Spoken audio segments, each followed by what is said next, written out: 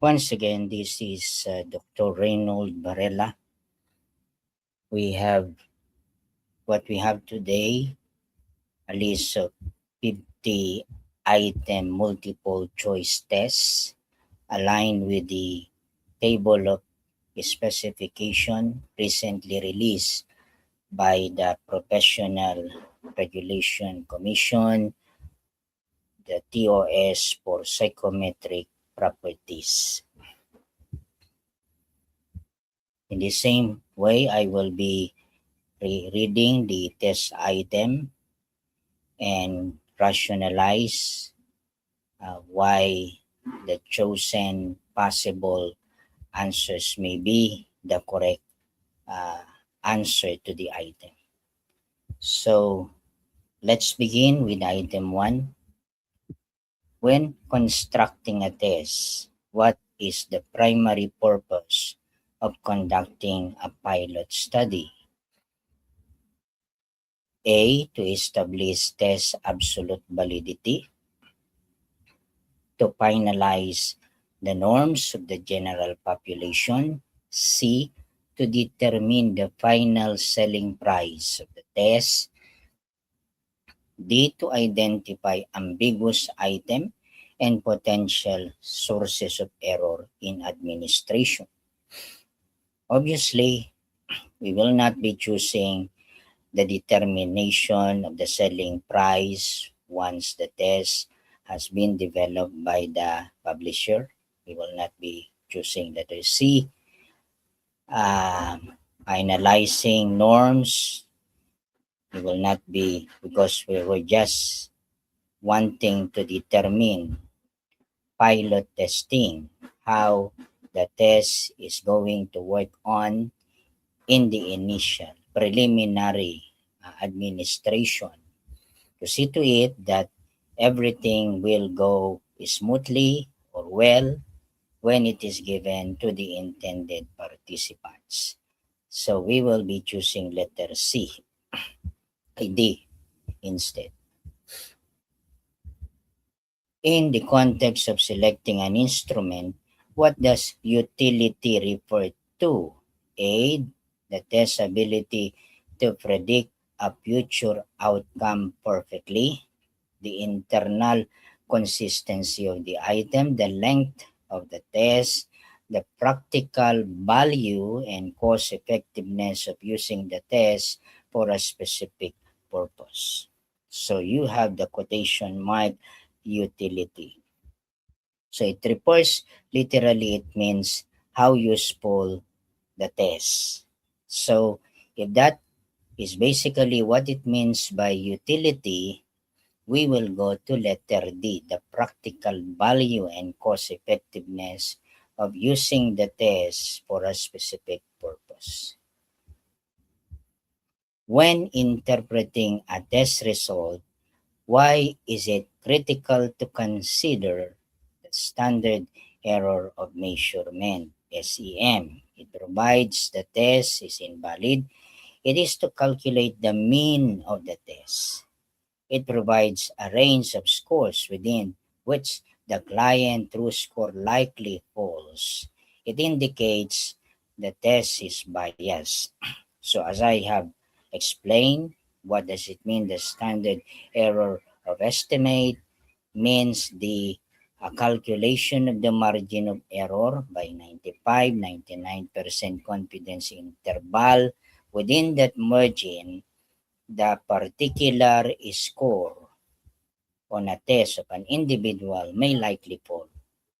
So, the correct answer is letter C. You are asked to justify the rejection of a psychological tool for a specific population. Which reason is most psychometrically sound? The test takes too long to administer. The test is too expensive. The psychologist does not like the test. The normative data does not match the demographic characteristics of the target population. So in this case, will not be choosing A, B, or C. We will be choosing what sounds to be as it is reasonably intuitive. Your intuitive, reasonable judgment may apply. Rejection of a psychological tool. We know that a test must have a normative data, is that the sample representativeness to whom the basis of interpretation and comparison should be made. Which of these is a most accurate definition of construct validity? The test is consistent over time. The test matches another test administered today. The item looks like they measure the trait. The degree to which the test actually measures the theoretical trait it claims to measure. Upon constructing a test, we will not at any given point in time have an idea of developing a test out of nowhere. We should have a theoretical standpoint as basis for giving us the idea that there is a need for us to develop a test. And that begins with a theoretical point of view. So without a theoretical point of view to anchor on, we will not be able to reasonably have the idea of construct validity, because the definition of construct validity is the alignment to the theoretical standpoint. When interpreting assessment outcomes, what should a psychologist avoid over interpreting a single test score? Single scores are subject to measurement error and lack the context of the whole person. It makes the report too long. The test will lose its validity. It violates the test manual copyright. Definitely, this is very obvious. What the question based on the STEM, what should the psychologist avoid over interpreting a single test score? So we would go to letter A. So multiple, various sources is what we need.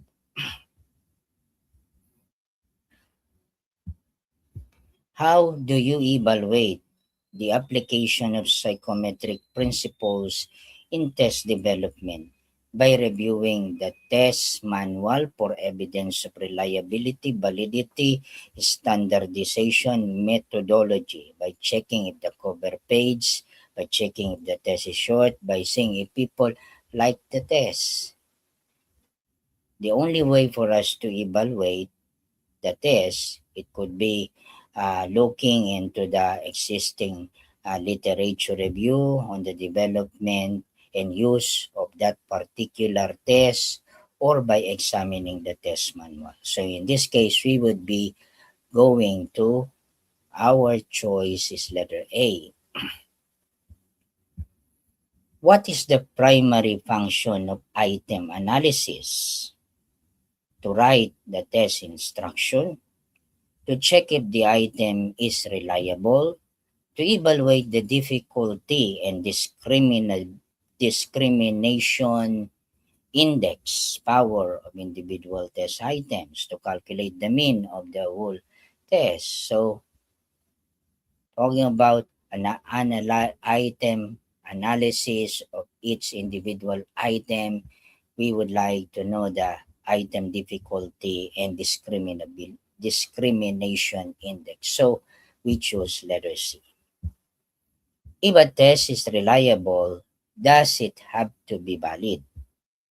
Yes, reliability guarantees validity. Only if the sample size is large. A personality test. No, a test can be reliable even without being valid. The most obvious and the most rational, a test is reliable. We know that. reliable as it is, but it doesn't follow that it is valid. For example, a test of mathematical ability is reliable if you are going to test math tests, measures of numerical reasoning ability. But if you would like to say that it is valid for personality testing, then it may not apply.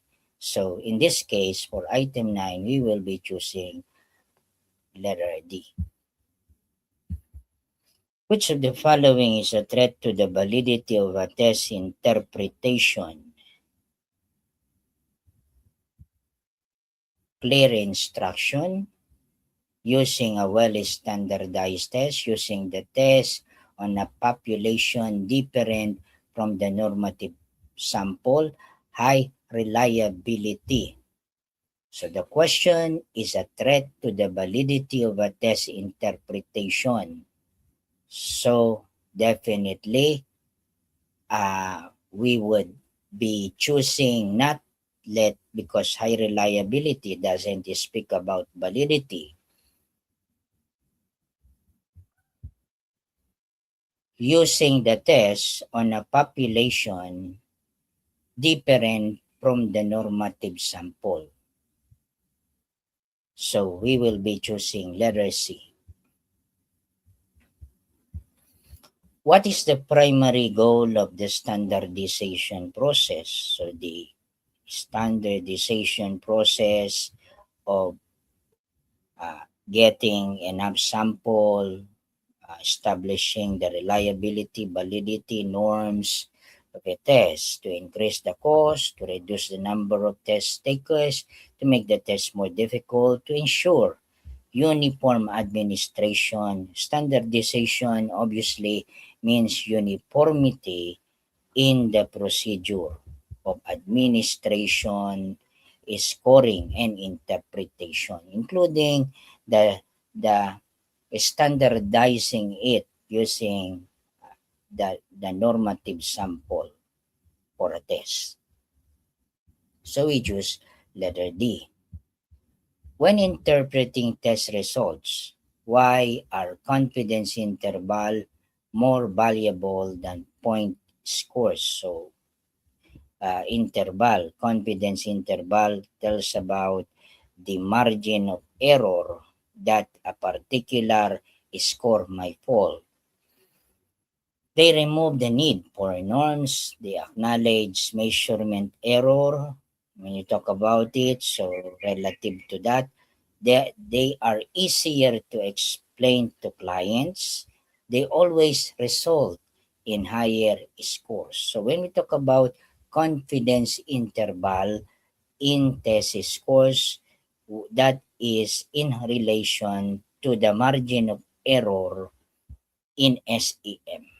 So as we have discussed, obviously, that SEM is inversely proportional to the degree of reliability. The higher the reliability, the lower the SEM.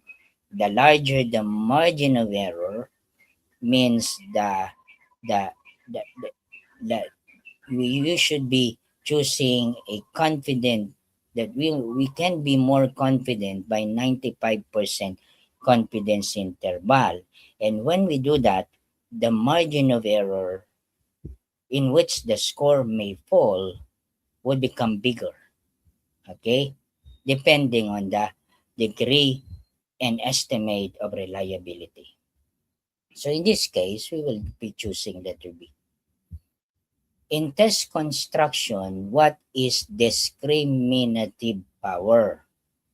The spelling of the item, the length of the test, the ability of an item to distinguish high and low ability trait group. We're talking about the discriminability index between the upper group and the lower group. The upper group are those who got the test correct most of the time, and the lower group refers to the performance of those who are likely to get an item wrong. So they discriminate the two groups. And times that if we judge an item to be good, it is expected that the upper group are most likely to get the item correct, and that there are very few members of the lower group who can get the item correct. So in this case, we will be choosing letter C. Which of the following describes criterion related validity? Okay. Under concurrent. How well the test correlates with the known outcome or criterion. Known outcome or criterion. So what do you mean by a known outcome? You will correlate it. For example, you have a test to measure depression. What is the outcome? The person who are suffering depression. So if it really measures depression and you are developing a depression inventory test, it may measure exactly the the degree of depression of that particular individual. Also with the criterion group na they are in possession of the phenomena by which the test is trying to do to determine the metrics or the measurement of the behavior. Okay, so in this case, the answer is letter A. What is the primary risk of relying solely on the mean in test interpretation? It is too complex to calculate. It can be misleading if the distribution is skewed. It is not a measure of central tendency. It does use all the scores. Definitely not C, not D, not A. It can be misleading if the distribution is skewed. Why is item analysis essential during test construction? If it replaces the need for it predicts the test price. It helps to format the test. It ensures only reliable and discriminating items are kept. So that's the purpose of item analysis, to determine the index of difficulty and that of the discrimination index. When interpreting test results for a client with a disability, what is an accommodation? A way to skip the test, a modification to remove barrier, ensuring the test measures the construct rather than the disability, a way to inflate the score, an extra break just because they want it. Yeah, so in this case, we will be choosing letter B. No, that might not reflect that if the examinee did not do well on a test is because attributable to his disability. That is something we have to rule out, to remove barrier that may contribute why a person might not do well on a test. What is the floor effect? Floor effect means down. What the test scores are missing when a test is too difficult, bunching low scores at the bottom, when scores are normally distributed, when a test is too easy. So definitely by floor effect, we choose letter B. Which of these ethical principles relates to psychological assessment? Promoting the test, always sharing raw data, using tests for entertainment, test security. So if you go back to the question, which of these ethical principle relates to psychological assessment? Test security, promoting the test, ethical, always sharing raw data, using tests for entertainment, and test security. So what particular clause on the ethical principle. The possible answers could be B or D. Okay, so with sharing of raw data uh, to the unknown might not be unethical. So we might be choosing letter B. Sharing data requires qualified professional supervision. So we say that in this case, test security corresponds to the exact clause on test security. So this pertains to the ethical conduct in psychological assessment in which psychologists are ethically bound to keep test material secure or to maintain their validity. Okay? What is standardized scoring? A way to guess the score, a method to delete, a way to convert raw scores into a common metric, a technique for test design. So there is always a standard way of converting raw scores into standardized scores. And the most popular is what we call the Z-score. So in this item, we choose letter C,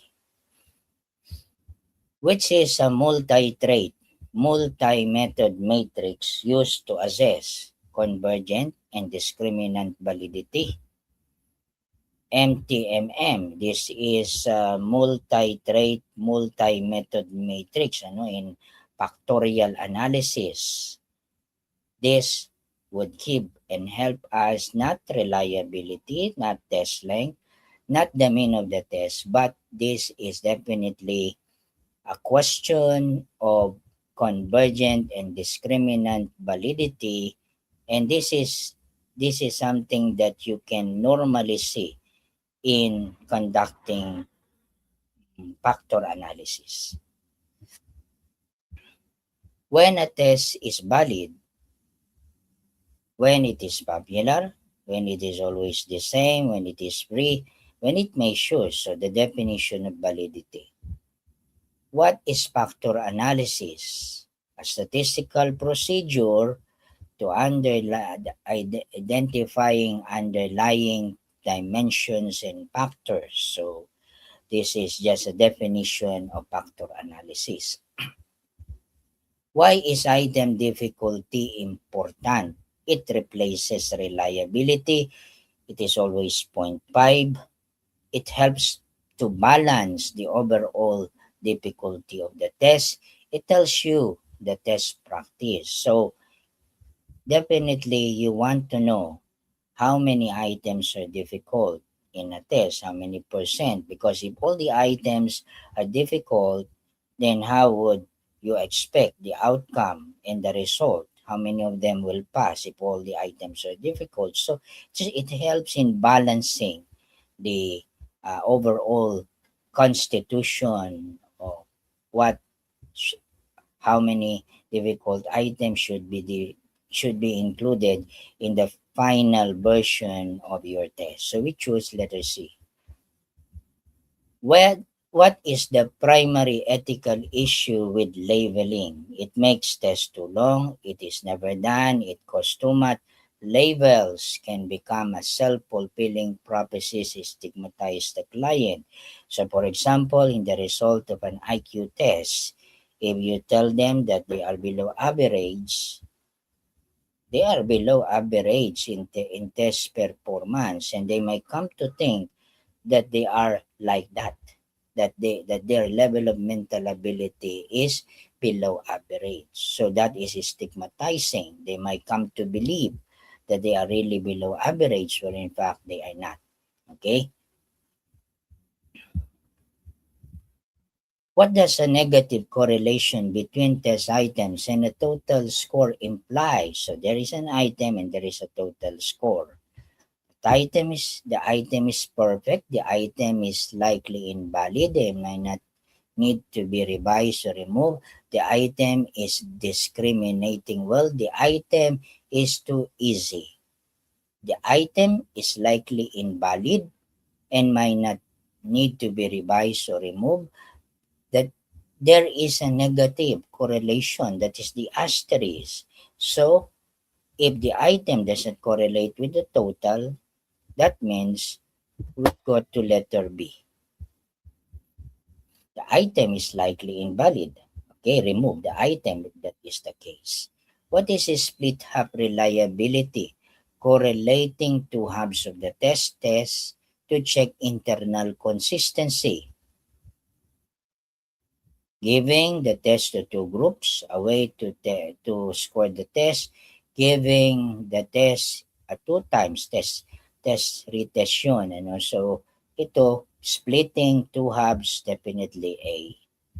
And then for item 28, Cronbach alpha coefficient, is it the standard deviation of errors, a measure of internal consistency, the total validity of the test, a measure of time? Alpha corresponds to the most conservative estimate of reliability. So we go to letter B.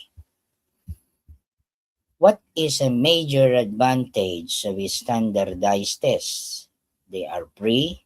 Standardized tests may not be free because they are commercially available. They are valid. They are reliable. They allow comparison against a known norm group. They are subjective. We go to letter C. What does a reliability coefficient of 1.0 mean? A bias error? Because 1.0 is a perfect 100% reliable. No reliability, perfect reliability, no error, low reliability. So that is a perfect reliability. That is 100% reliability, no error. But obviously, it is totally impossible to achieve that. Okay, unless otherwise something wrong is happening in the way we analyze the test. Okay. Okay. So uh we got 28. We skip one. Maybe we can go back to that. We can review why we skipped that item. So let's review. For item 1, letter D. For item 2, letter D. For item 3, letter D. For item 4, letter D. For item 5, letter D. For item 6, letter A. For item 7, letter A. For item 8, letter C. For item 9, letter D. For item 10, letter C. For item 11, letter D. For item 12, letter B. For item 13, letter C. For item 14, letter A. For item 15, letter B. For item 16, letter D. For item 17B. 18B, 19D, 20C, 21A, 22D, 23B, 24C, 25D, 26B, 27A, 28B, and 29C, and 30D. So we have not checked on the one that we have missed. So that is a total of 30 items aligned with the table of specification recently released by the Professional Regulation Commission. We are getting into a more complex kind case situational item that might possibly be asked during the board examination for psychometrician and psychologists. So I want you to follow the channel. I would be uploading regular review item questions practice test for the uh, up for the coming licensure examination in psychometrician and psychologist. This is Dr. Reynold Varela, a licensed psychologist, licensed psychometrician, and a certified assessment specialist by the Psychological Association of the Philippines. Thank you, and God bless you. Uh, we, we would be able to pass the board exam by doing the hard work, or maybe a balance in our time. Once in a while, look into the uh, that videos that I would be uploading from time to time. Thank you all. Goodbye.